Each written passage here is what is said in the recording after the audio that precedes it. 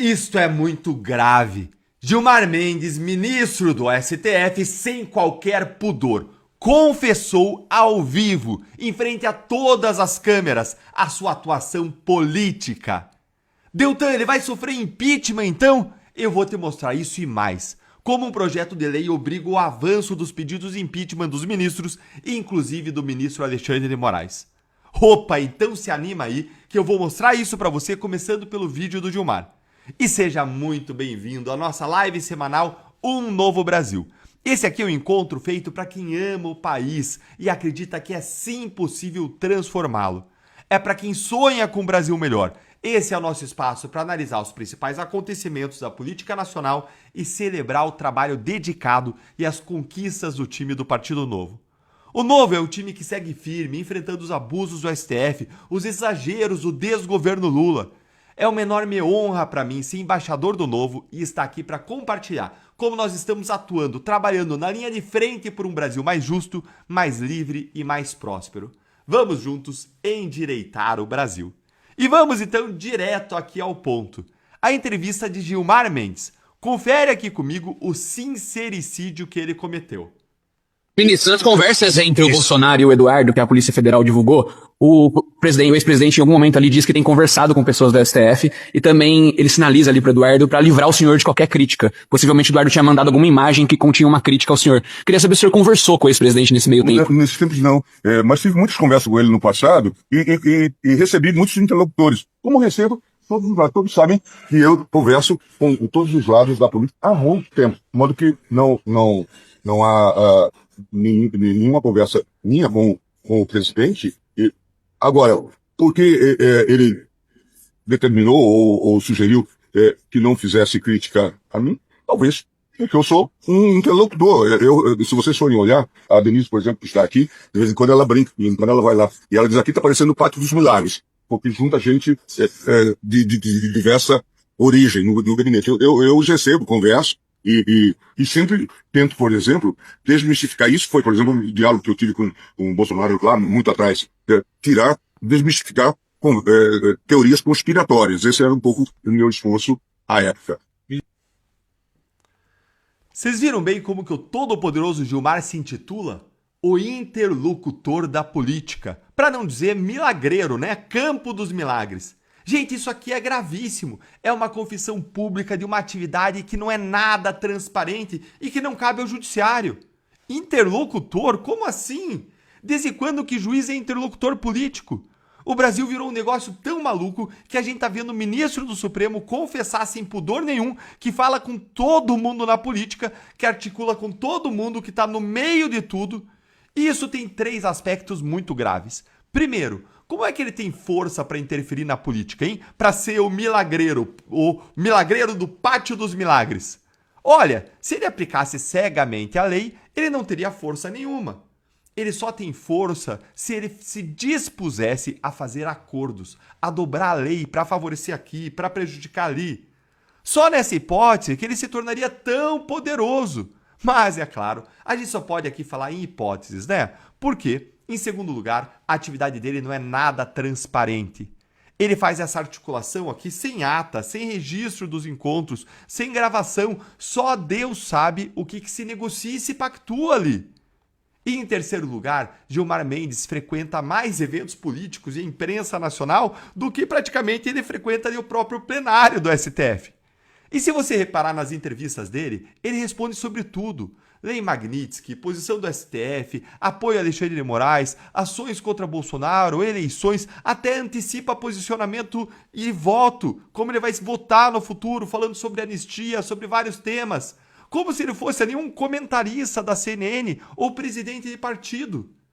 Agora, ele não deveria se dedicar à atividade política de interlocutor coisa nenhuma, e sim ser juiz, imparcial, cego a interesses políticos. O gabinete de um ministro do STF não é, ou pelo menos não deveria ser, um QG político. O gabinete de um juiz é para receber ali no máximo as partes de um processo, e de forma imparcial, e ponto. O que ele está fazendo? Falar com todos os lados, influenciar decisões, ser aí o milagreiro do Pátio dos Milagres, opinar sobre tudo. Isso é transformar o Supremo numa extensão do Congresso e da Presidência. Só que sem voto. Mas por que ele fala assim sem medo, hein? Porque ele sabe que ele pode tudo.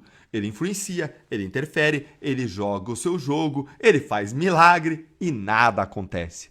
Mas deveria acontecer. O Senado deveria avançar os vários pedidos de impeachment. O ministro Gilmar Mendes foi alvo de 16 pedidos de impeachment entre 2005 e 2019. Ele era o recordista. Até, é claro, o ministro Alexandre de Moraes bater todos os recordes. Ele instaurou aqueles seus famosos inquéritos em 2019 e aí tomou a pole position.